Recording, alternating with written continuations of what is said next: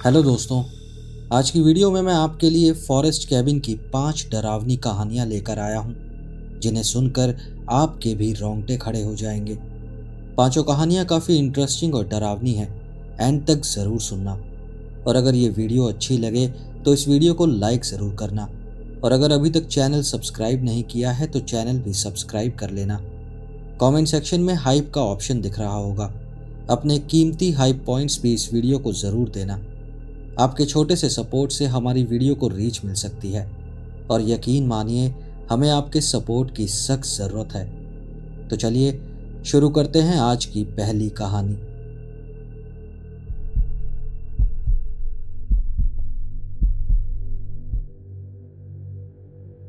जब मैं करीब 8 साल का था, मैं अपने छोटे कज़न के साथ उसके पेरेंट्स के घर पर खेल रहा था।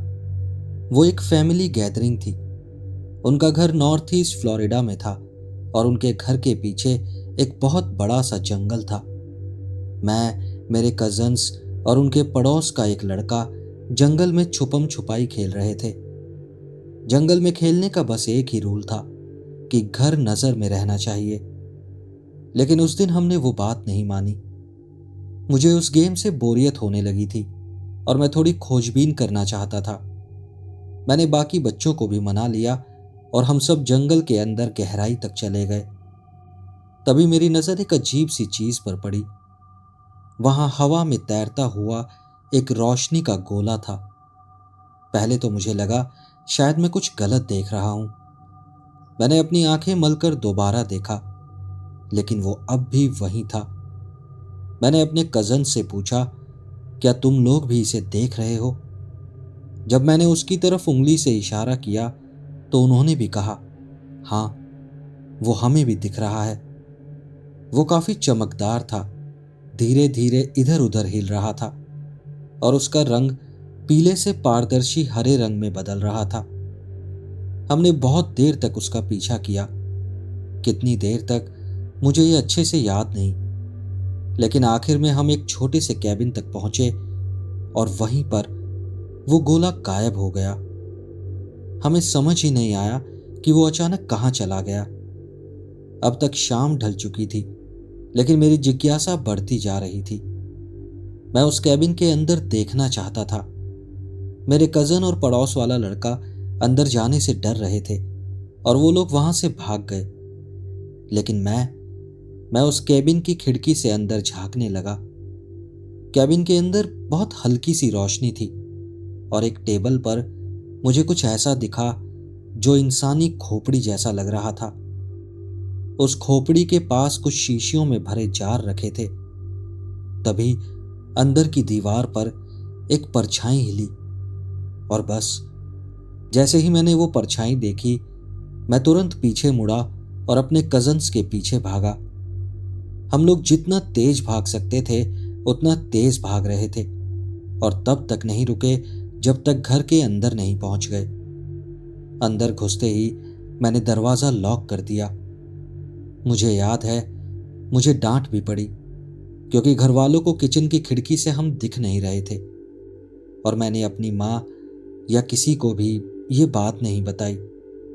यहाँ तक कि मैंने अपने कजन्स को भी नहीं बताया कि मैंने कैबिन के अंदर क्या देखा था, क्योंकि मैं अपने कजन्स को डराना नहीं चाहता था और ना ही अपने पेरेंट्स को चिंता में डालना चाहता था। सच कहूं तो मुझे खुद भी समझ नहीं आया कि मैंने वहां क्या देखा था। उस रात मैं नींद से अचानक उठा। बाहर से हेलीकॉप्टर्स की आवाजें आ रही थी और कुत्तों के भौंकने की भी। वो काफी देर रात का समय था। उन आवाजों को सुनकर मैं उठा और किचन में गया। वहां पर मेरी माँ और बाकी बड़े लोग खड़े थे। उनकी नजरें किचन की खिड़की से बाहर बैकयार्ड की तरफ टिकी हुई थी।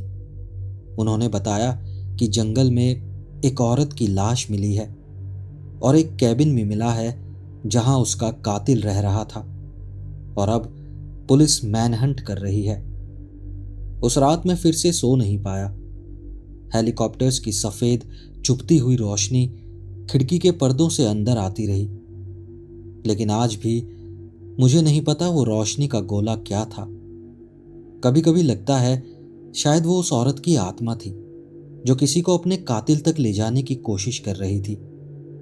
मुझे ये भी नहीं पता कि बाकी बच्चों में से किसी ने किसी को उस कैबिन के बारे में बताया था या नहीं, या फिर हमारे पेरेंट्स में से किसी ने पुलिस को बुलाया था।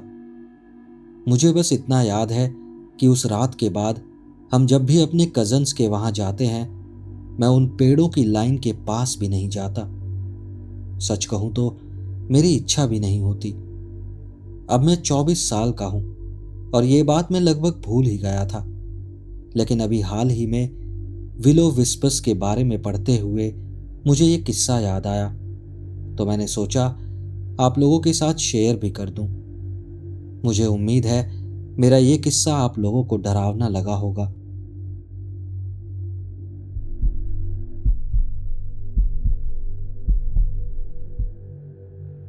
जब ये घटना हुई तब मेरी उम्र 14 साल थी। इतनी कम उम्र में ही मुझे बहुत बुरी तरह की एंजाइटी और डिप्रेशन हो गया था, और मैं बस इतना कहूंगी कि तब भी और अब भी मैं अपने आसपास के माहौल को लेकर बहुत सतर्क रहती हूँ। उस दिन मैंने प्लान किया था कि मैं अपनी एक दोस्त के घर रात को रुकूंगी। मैं पहले कभी उसके घर नहीं रुकी थी, हमेशा वो ही मेरे घर आती थी। अब ये कहानी समझाने के लिए पहले मैं आपको उसके घर का लेआउट समझा देती हूँ। वो घर एक ढलान पर बना हुआ था, और जब आप एक खड़ी सी सड़क से नीचे उतरते हैं तो सबसे पहले जो हिस्सा दिखता था वो बहुत बड़ा और फैला हुआ था, देखने में जैसे कोई पुराना मैंशन हो। अगर आप आगे नीचे तक गाड़ी ले जाते हैं तो वहां दो अलग अलग छोटी छोटी बिल्डिंग्स नजर आती हैं, और जब मैं कह रही हूं कि छोटी, तो सच में छोटी बिल्डिंग्स। एक में बस एक बेडरूम था और दूसरे में एक बेडरूम, एक छोटा बाथरूम और एक किचन था। अंदर कोई दरवाजे नहीं थे, बस एक कपड़े के टुकड़े और मोतियों के पर्दे से बाथरूम का एंट्रेंस किचन से अलग किया गया था। मेरी दोस्त का कमरा उस अकेले बेडरूम में था, और उसकी माँ उस हिस्से में रहती थी जिसमें बाथरूम और किचन था। उस पूरी प्रॉपर्टी का मालिक उसी बड़े मैंशन में रहता था, और वो मैंशन घने जंगल के बीच में बना हुआ था। और जब मैं कह रही हूं कि घने जंगल में, तो मतलब सच में चारों तरफ बस पेड़ ही पेड़ थे। जहां तक नजर जाए वहां तक घना जंगल फैला हुआ था। अब सीधे चलते हैं उस पहली घटना पर जो हमारे साथ हुई। मैं और मेरी दोस्त उसकी माँ के फ्लैट में गए थे। मुझे याद नहीं क्यों, लेकिन हम दोनों ने उन्हें आवाज लगाई। वो बाथरूम में थी, और जैसे ही हम एक छोटी सी खिड़की के पास से गुजरे, मैंने खिड़की के बाहर से एक हाँ की आवाज सुनी। मैंने अपनी दोस्त की तरफ देखा, और उसके चेहरे पर भी वही उलझन थी जो मेरे चेहरे पर थी। अगर उसकी माँ बाथरूम में थी, जो हमारे बिल्कुल सामने था, तो फिर हमें बाहर से मर्दाना आवाज क्यों सुनाई दी? लेकिन हमने उस बात को नजरअंदाज कर दिया और वापस उसके कमरे में जाकर मस्ती करने लगे। उसके कमरे का आधा हिस्सा उसका मकान मालिक स्टोरेज के लिए इस्तेमाल करता था। उसने पीछे के हिस्से को एक ऊंची शेल्फ और डिवाइडर से बंद कर रखा था। कमरे के सामने की तरफ एक बड़ा सा कांच का स्लाइडिंग डोर था, और उस बंद किए गए पीछे के हिस्से में भी एक और दरवाजा था, लेकिन उस तक पहुंचने के लिए आपको बाहर से एक बहुत तंग गलियारे से होकर जाना पड़ता। अब थोड़ा टाइम फॉरवर्ड करते हैं। रात का वक्त था और हमें बाथरूम जाना था, तो हम चुपके से उसके कमरे से बाहर निकले और उसकी माँ के फ्लैट की तरफ चले। उसकी माँ गहरी नींद में थी। हमने जितना हो सके उतना धीरे धीरे बाथरूम इस्तेमाल किया और फिर बाहर निकल आए। जब हम उसके कमरे की तरफ छोटे से रास्ते पर वापस जा रहे थे, तभी हमने जंगल में कुछ देखा। एक जोड़ी आंखें जो हमें पेड़ के पीछे से घूर रही थी। उन आंखों को देखकर हम डर के मारे जम गए। मैंने जल्दी से अपना फोन निकाला और एक फोटो खींची, और फिर हम दोनों भागते हुए कमरे में पहुंचे, स्लाइडिंग डोर लॉक किया और पर्दे खींच दिए। यह कहना गलत नहीं होगा कि हम दोनों पहले से ही बुरी तरह घबरा चुके थे। मैंने फोटो को ब्राइट किया और उसमें साफ दिख रहा था जैसे कोई आदमी अंधेरे जंगल से हमें घूर रहा हो। हम बहुत डर गए थे लेकिन फिर भी मैंने अपनी माँ को फ़ोन किया। वो लगभग 1 घंटे की दूरी पर थी और उन्होंने हमें थोड़े हल्के में लिया। उन्होंने कहा कि शायद हमारा वहम है। उनसे बात करके मुझे थोड़ी तसल्ली तो मिली, लेकिन डर फिर भी था। कुछ देर बाद हम थोड़ा रिलैक्स हुए और हमने मान लिया कि शायद दिमाग ने हमें धोखा दिया होगा। हमने मेरा लैपटॉप खोला और एक मूवी चलाने लगे। मुझे याद नहीं कौन सी थी, लेकिन शायद कोई रोम कॉम थी। अभी 20-30 मिनट ही हुए होंगे कि तभी हम दोनों ने मूवी रोक दी, क्योंकि बाहर से सूखे पत्तों पर कदमों की आवाज आ रही थी। हम डर के मारे सुनते रहे। वो कदम पीछे के दरवाजे की तरफ से जाने वाले संकरे गलियारे से होकर जा रहे थे। हम धीरे धीरे उठे और बिस्तर पर खड़े होकर डिवाइडर के ऊपर से झांका। हमारी नजरें पीछे के दरवाजे पर टिकी थी। कुछ पल की चुप्पी के बाद वो दरवाजा हिला। उसका हैंडल धीरे धीरे घूमने लगा और फिर तेजी से हिलने लगा। वो दरवाजा खुल नहीं सकता था, क्योंकि उसके पीछे स्टोरेज का सामान अटका हुआ था। और फिर अचानक सब कुछ रुक गया। कोई आवाज नहीं आई। हम दोनों एक दूसरे को पकड़कर रो रहे थे और जितना हो सके चुप रहने की कोशिश कर रहे थे। फिर से पत्तों पर धीरे धीरे चलने की आवाजें आने लगी। अब वो कदम सामने की तरफ वापस जा रहे थे। हमने हिम्मत करके फोन उठाया और पुलिस को कॉल किया। रोते रोते ऑपरेटर को समझाने की कोशिश की। उसने कहा कि एक यूनिट भेजी जा रही है और फिर उसने हमें वहीं रहने को कहा। हम अब भी रो रहे थे। हमारी सांसें तेज चल रही थीं। तभी हमें फोन की घंटी सुनाई दी, पुराने जमाने के लैंडलाइन की। वो आवाज मकान मालिक के मैंशन से आ रही थी। हम चुपचाप सुनते रहे। लगभग 2 मिनट तक वो घंटी बजती रही और फिर बंद हो गई। और फिर मकान मालिक की आवाज सुनाई दी। वो ऑपरेटर से बात कर रहा था। तभी हमने एक और चीज नोटिस की। हमारी खिड़की पर हाथों के निशान थे। वो खिड़कियां स्लाइड वाले ग्लास की थी, जिन्हें लीवर से खोला जा सकता था। जिसने भी वो निशान छोड़े थे, उसने ऊपर तक हाथ बढ़ाया था और फिर कांच को पकड़कर उंगलियां नीचे की तरफ खींची थी। और डरावनी बात यह थी, वो निशान थोड़ी देर पहले वहां नहीं थे। कुछ देर बाद मकान मालिक उसकी मां के फ्लैट की तरफ आया और कहा कि पुलिस ने उसे कॉल किया था। वो बहुत नाराज दिख रहा था और वो बोला कि उसने कह दिया है कि पुलिस यूनिट ना भेजी जाए। फिर उसकी मां हमारे कमरे में आई और हमने उन्हें सब कुछ बताया। लेकिन ना तो मकान मालिक और ना ही मेरी दोस्त की मां इस बात से परेशान लगे कि कोई आदमी हमारे कमरे में घुसने की कोशिश कर रहा था। मैं उस रात वहां रुक नहीं सकती थी और मेरी दोस्त भी नहीं। हम दोनों में वहां 1 मिनट भी और बिताने की हिम्मत नहीं थी।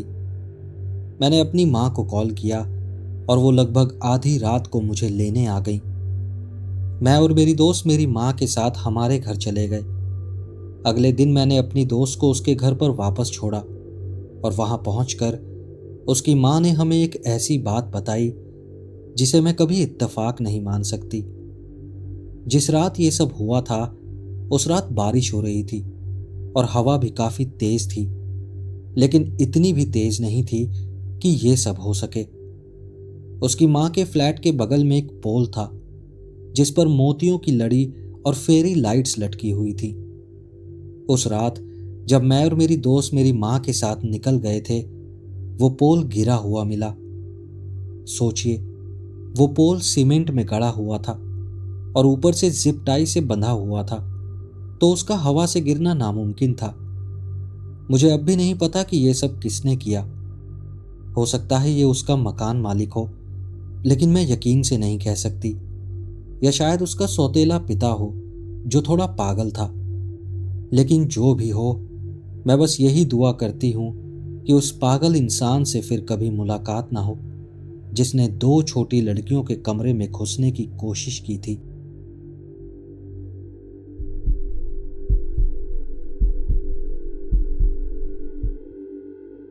एक बार मेरी गर्लफ्रेंड और उसके दोस्तों ने मुझे इनवाइट किया कि मैं उनके साथ सेवन डेविल्स के पास अपलाचियन माउंटेन्स में एक छोटे से एयरबीएनबी केबिन में रुकूं। हमारा प्लान ये था कि वहां जाकर स्नो ट्यूबिंग का मजा लेंगे और फिर केबिन में हल्की फुल्की ड्रिंकिंग, हॉट टब और बोर्ड गेम्स खेलेंगे। वो केबिन काफी ऊपर पहाड़ों में था और वहां तक ड्राइव करके पहुंचना थोड़ा डरावना था। ज्यादातर रास्ते एक कार जितनी चौड़ाई के थे और साइड में रेलिंग भी नहीं थी। उस दिन हमने एक पिकअप ट्रक किराए पर लिया था और उस रास्ते पर उस बड़ी गाड़ी को चलाना बहुत ही मुश्किल था। अगर गाड़ी सड़क से उतरकर खाई में चली जाती तो शायद बीच में कहीं पेड़ों में फंस जाती, लेकिन फिर भी वो सोचकर दिल धड़क उठता था। एक और अजीब चीज ये थी कि रास्ते के कुछ पेड़ों पर चेहरों जैसी सजावट बनी हुई थी। शायद उन्हें क्यूट दिखाने के लिए लगाया गया था, लेकिन हम ज्यादातर लोगों को वो थोड़ा अजीब और बेचैन करने वाला लगा। मुझे उनकी कुछ फोटोज लेनी चाहिए थी, लेकिन उस रास्ते पर चढ़ाई के दौरान मैं इतना नर्वस था कि फोटोज लेने का मन ही नहीं हुआ।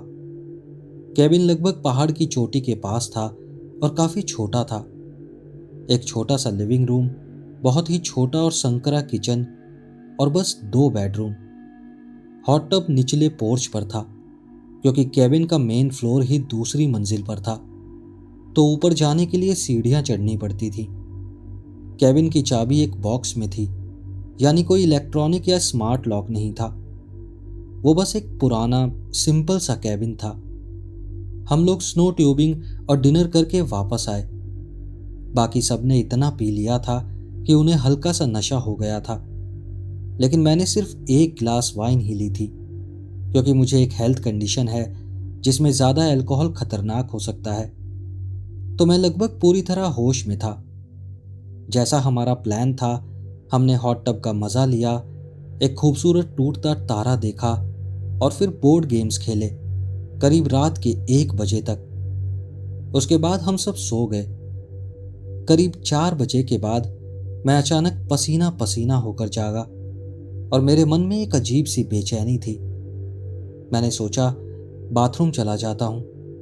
बेडरूम से बाहर निकला, सब कुछ नॉर्मल लग रहा था। बाथरूम गया और जब बाहर निकला तो मैंने देखा केबिन का फ्रंट डोर पूरा खुला हुआ था। मुझे एकदम से बेचैनी महसूस हुई, लेकिन वो छोटा सा केबिन था तो वहां कहीं छुपने की जगह नहीं थी। छोटे से हॉलवे से पूरा इंटीरियर दिखता था। मैंने सोचा शायद कल रात हॉट टब से लौटते वक्त आखिरी में जो भी अंदर आया होगा उसने दरवाज़ा ठीक से बंद और लॉक नहीं किया होगा, क्योंकि दरवाजे के पास एक साइन भी लगा था, दरवाज़ा मजबूती से बंद करें। और बाहर भी काफ़ी हवा चल रही थी। हवा इतनी तेज थी कि सीटी जैसी आवाज़ कर रही थी। तो मैं दरवाजे के पास गया और उसे मजबूती से बंद कर दिया। मैंने ध्यान रखा कि लॉक सही से लग जाए। यहाँ तक कि मैंने हैंडल को हिला हिला कर चेक किया कि वो ढंग से बंद हो गया है या नहीं। अब मैं कमरे की तरफ लौटने ही वाला था कि दरवाज़ा हल्का सा हिला और मैं मुड़कर उसे देखने लगा। मेरी आंखों के सामने लॉक अपने आप घूमने लगा और फिर दरवाज़ा खुल गया। वो हवा से झटके से नहीं खुला, वो ऐसे खुला जैसे किसी ने धीरे धीरे अंदर से खोला हो। वो देखकर मैं वहीं जम गया। दरवाजे में एक बड़ा साफ शीशा था, कोई पर्दा नहीं था, और बगल में एक बड़ी खिड़की थी और उस पर भी कोई पर्दा नहीं था। मैंने अच्छे से देखा, बाहर कोई नहीं था। कोई झुककर छुप भी नहीं सकता था और तुरंत भाग भी नहीं सकता था, क्योंकि अगर कोई पोर्च से नीचे उतरता तो सीढ़ियों पर तेज आवाज होती। जैसा मैंने कहा, वो पुराना सिंपल सा केबिन था और वो दरवाज़ा भी बहुत सिंपल सा था, जिसमें सिर्फ नॉर्मल लॉक था। कोई इलेक्ट्रॉनिक बटन या रिमोट लॉक सिस्टम नहीं था। काफ़ी हिम्मत जुटाकर मैंने दरवाज़ा फिर से बंद किया, लॉक किया और फिर अपने कमरे में सोने चला गया। उस रात और कुछ नहीं हुआ, लेकिन मैं पूरी रात सो नहीं पाया। मेरे अंदर डर इतना था कि आंखें बंद करना मुश्किल हो गया था। सुबह मैंने बाकियों को भी ये बात बताई और वो लोग भी काफ़ी डर गए। लेकिन हम वैसे भी सिर्फ एक रात ही रुकने वाले थे, तो हमें दूसरी रात का डर नहीं था। लेकिन जब हम अपना सामान पैक कर रहे थे, जंगल की तरफ से एक अजीब सी दस्तक जैसी आवाज आई। वैसी नहीं जैसे कोई दरवाजा या दीवार पीट रहा हो, बल्कि गहरी खोखली सी ठक ठक। बस 2 बार। फिर कुछ देर चुप्पी हुई और फिर से वही आवाज आई। पहले मुझे लगा शायद पेड़ की टहनियां आपस में टकरा रही थी, लेकिन सुबह जो मेरे साथ हुआ था उसके बाद वो भी अब डरावना लग रहा था।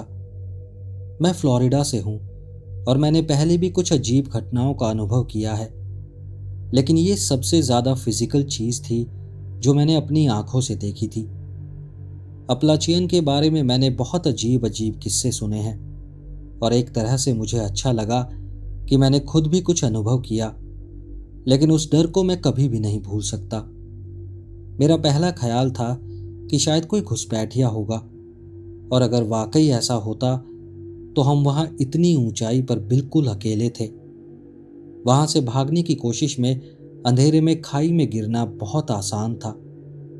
भगवान जाने वो क्या था या कौन था, लेकिन मैं अब उस कैबिन में फिर कभी दोबारा नहीं जाने वाला।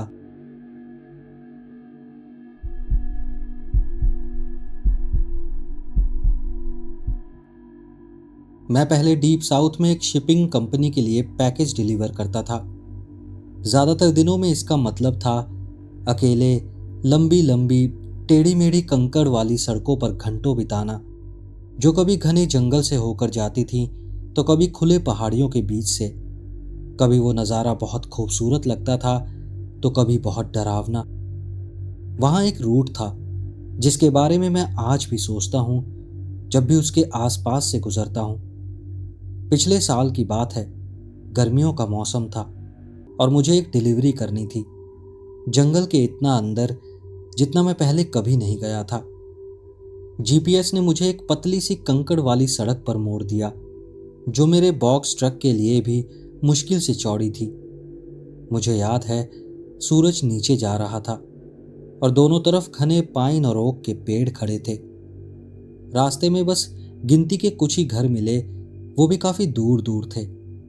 आखिरकार मैं उस पिन की हुई लोकेशन पर पहुंचा, लेकिन वहां ना कोई मेल बॉक्स था, ना ही पक्का ड्राइववे। बस एक हल्का सा रास्ता था जो घास में दबा हुआ था। मुश्किल से एक गाड़ी के लिए जगह थी।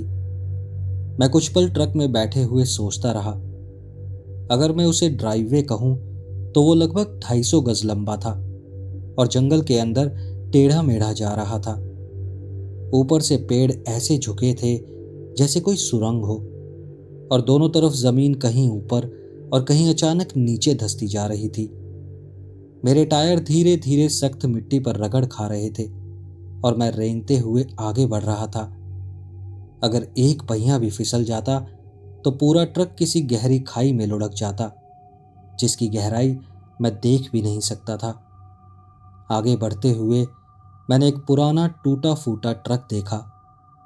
वो 70 के दशक का मॉडल था। जंग लगे फेंडर्स, पिचके हुए टायर और जमीन में इतना धंसा हुआ था कि जैसे जंगल ने उसे निगल लिया हो।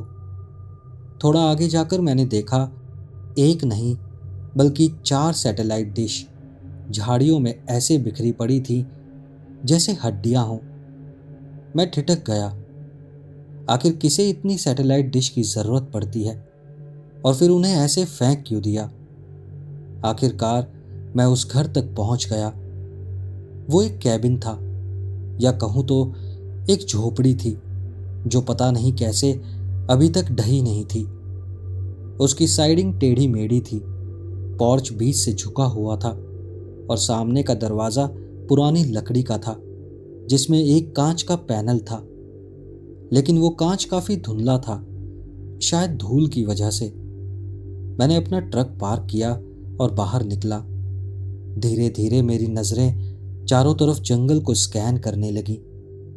वहां कोई आवाज नहीं थी, बस कभी कभी हवा में कीड़ों की हल्की गूंज सुनाई दे रही थी। मैं दरवाजे के पास गया, पैकेज रखा और उस धुंधले कांच से अंदर झांका। अंदर एक फ्रंट रूम नजर आया, लेकिन वो पूरी तरह से खाली था। ना कोई फर्नीचर, ना कोई सजावट, बस दो पुरानी मेटल की फोल्डिंग कुर्सियां रखी थीं जो खुली हुई थीं और दोनों एक ही कोने की तरफ मुंह किए हुए थी।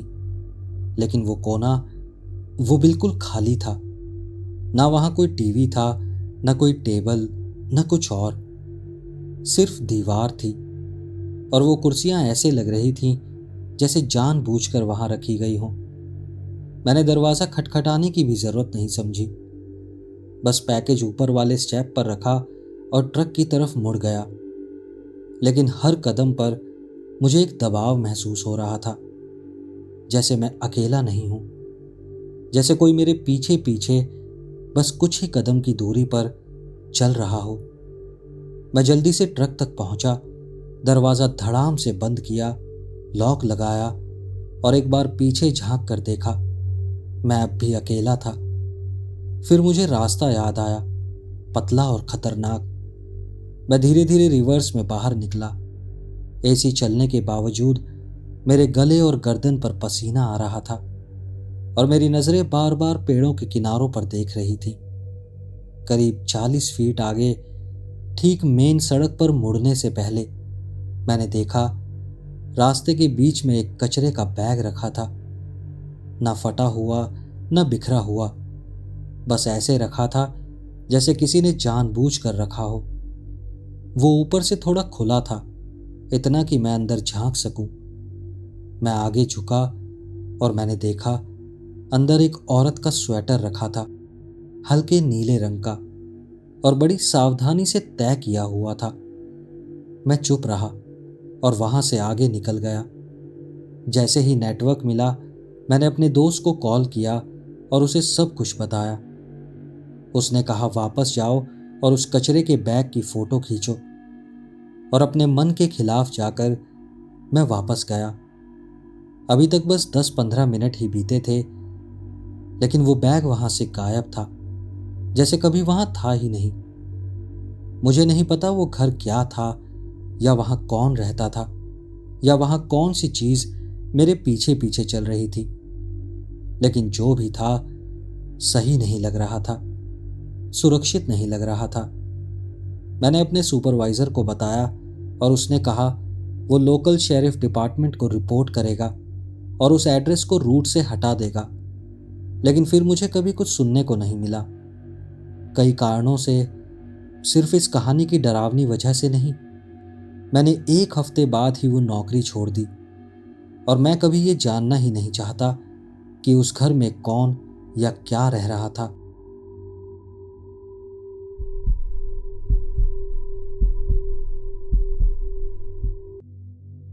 ये कहानी शायद 45 साल पुरानी होगी, जब मेरी माँ टीनेज में थी और एक समर कैंप में काउंसलर थी। वहां मौजूद हर काउंसलर कसम खाता है कि ये किस्सा सच है। ये कहानी एक लंबा किस्सा है जिसमें कई छोटे छोटे वाकये हैं, न कि सिर्फ एक घटना। आपको उस जगह का थोड़ा सा माहौल समझा देता हूं। वो तब भी और अब भी एक बिल्कुल नॉर्मल सा समर कैंप था। करीब 300 से 400 एकड़ में फैला हुआ था। वहां 5 कैबिन थे। हर एक को ए से ई तक एक लेटर दिया गया था। हर रविवार नए कैंपर्स दोपहर 3 से 4 बजे के बीच पहुंचते थे और फिर शनिवार को दोपहर तक चले जाते थे। आधा समर बॉय कैंपर्स होते थे और बाकी के आधे समर गर्ल्स कैंपर होती थी। मेरी माँ 2 हफ्ते के लिए वहीं थी और वो भी गर्ल्स वाला पीरियड था। कैबिन ए, बी और सी एक पहाड़ी के ऊपर थे, जहां एक छोटा सा चैपल भी था। कैबिन डी, जिसका इस्तेमाल ज़्यादातर काउंसलर्स की मीटिंग्स के लिए होता था, वो पहाड़ी के नीचे था। वो आधा पहाड़ी में बना था, तो ऊपर से चलते चलते उसकी छत तक पहुंचना आसान था। कैबिन ई सबसे अलग दूसरी पहाड़ी पर था। पहले हफ्ते में कैंपर्स कम थे, तो वहां सिर्फ सीनियर काउंसलर्स ही थे, ज़्यादातर 17 से 21 साल की उम्र के। मेरी माँ उस समय हाई स्कूल में थी, करीब 18 साल की। गुरुवार की रात वो और कुछ दूसरी फीमेल काउंसलर्स कैबिन डी में बैठी बातें कर रही थी। तभी छत पर उन्हें कुछ आवाज सुनाई दी। पहले लगा शायद कोई रैकून होगा, लेकिन फिर एहसास हुआ वो आवाज बहुत तेज थी। दो लड़कियां बाहर देखने गई, तभी ऊपर से दो मेल काउंसलर्स पहाड़ी से नीचे भागते हुए आए। उन्होंने कहा, हमने अभी किसी को छत से कूदकर जंगल में भागते हुए देखा है। और जैसे ही उन्होंने ये कहा, एक अजीब सी आवाज आई। वो आवाज एक इंजन की थी। नीचे एक्सेस रोड पर एक कार की लाइट्स अचानक जल उठी। वो कार अंधेरे में खड़ी थी, लाइट्स बंद करके, ऐसी जगह पर जहां से वो पेड़ों और लोकेशन के एंगल की वजह से उनकी नजर से छिपी हुई थी। फिर उन्होंने देखा एक शख्स भागते हुए आया और कार के पैसेंजर साइड में बैठ गया। तुरंत ही वो कार वहां से शहर की तरफ तेजी से निकल गई। इसका मतलब साफ था, कोई आदमी छत पर उछल कूद कर रहा था। वो कूदा, पहाड़ी से नीचे भागा, क्रीक पार की और सीधे सड़क पर पहुंचा, जहां एक कार पहले से छुपी खड़ी थी। ये पूरा मामला नॉर्मल नहीं था। आप जानते हैं हॉरर मूवीज में कैसे टीन्स और यंग एडल्ट्स खतरे के साफ संकेत देखकर भी मजाक करते रहते हैं। असल में वो काफी हद तक सच है। डरने के बजाय मेरी माँ और बाकी काउंसलर्स इसे मजाक समझने लगे। किसी ने मजाक में नाम रख दिया, नर्ड ऑन द रूफ। अब माँ की याददाश्त टाइमलाइन पर थोड़ी धुंधली है, लेकिन अगली घटना शायद अगले दिन यानी शुक्रवार को हुई थी। आपको याद है मैंने बताया था कैबिन ई बाकी सबसे दूर था। असल में वो चारों तरफ से घने पेड़ों से घिरा हुआ था, बाकी कैंप से बिल्कुल अलग थलग। उसमें अपना एक अलग टेलीफोन कनेक्शन था जो मेन कैंप से जुड़ा हुआ था। क्योंकि ये 70 का दशक था और उस वक्त मोबाइल फ़ोन नहीं होते थे, इतना दूर होने के कारण ज़्यादातर वहाँ बड़े कैंपर्स को रखा जाता था। लेकिन उस हफ्ते कैंपर्स काफ़ी कम थे, तो मेरी माँ और दो फीमेल काउंसलर्स को वहीं रहने भेज दिया गया। शुक्रवार की रात फ़ोन अचानक बजने लगा। उसकी आवाज़ से तीनों की नींद खुल गई। माँ की साथी काउंसलर ने नींद में फ़ोन उठाया। हेलो। हाँ। ओके। उसने फ़ोन रखा, एक झाड़ू उठाई और दरवाजे के हैंडल के सहारे टिका दी और फिर वापस बिस्तर में चली गई। मेरी माँ और दूसरी काउंसलर ने पूछा, क्या हुआ? नींद में उसने कहा, फ्रेड का फ़ोन आया था। वो बोल रहा है जंगल में कोई है जो यहाँ आ रहा है और उसके पास गन है। बस इतना सुनते ही माँ और बाकी सब पूरी तरह से जाग गए। सब लोग काफ़ी घबरा गए थे, लेकिन फ़ोन उठाने वाली लड़की आराम से वापस सोने की कोशिश करने लगी। शायद उसे पूरा भरोसा था कि झाड़ू दरवाज़ा तोड़ने वाले को रोक लेगी। खुशकिस्मती से उस रात कोई अंदर घुसने नहीं आया। कुछ देर बाद एक मेल काउंसलर शॉटगन लेकर आ गया। वो पूरी रात उसी कैबिन में रहा, क्योंकि उसे भी झाड़ू वाली थ्योरी पर भरोसा नहीं था। अब माँ को यह हिस्सा काफ़ी मज़ेदार लगता है, क्योंकि उनकी दोस्त में ज़रा भी सर्वाइवल इंस्टिंक्ट नहीं थी। उनकी वो रात शांति से गुजर गई, लेकिन अगली सुबह उन्होंने देखा कि फ़ोन लाइन कटी हुई थी। अब ये पूरा मामला थोड़ा कम मज़ेदार लग रहा था और अब सब ज़्यादा सतर्क हो गए थे। लेकिन इसके बाद जो हुआ, उसके सामने ये रात तो बस एक छोटी सी बात थी। अगले दिन, जैसा मैंने बताया, शनिवार दोपहर तक कैंपर्स चले जाते थे और जब तक अगला बैच रविवार को आता था, तब तक काउंसलर्स को थोड़ा फ्री टाइम मिल जाता था। शनिवार दोपहर को वो लोग लॉन्ड्री कराने और ज़रूरी चीज़ें लेने शहर जाते थे। अब 2 समर कैंप होने के बावजूद वो एक छोटा सा शहर था, इतना छोटा कि वहाँ सिर्फ हफ्ते में एक बार शनिवार को टैबलॉइड साइज़ का एक अखबार निकलता था। उस हफ्ते एक काउंसलर ने उस अखबार की एक कॉपी उठा ली और उसे बाद में पढ़ा गया। रात को सब पवेलियन में बैठे ताश खेल रहे थे।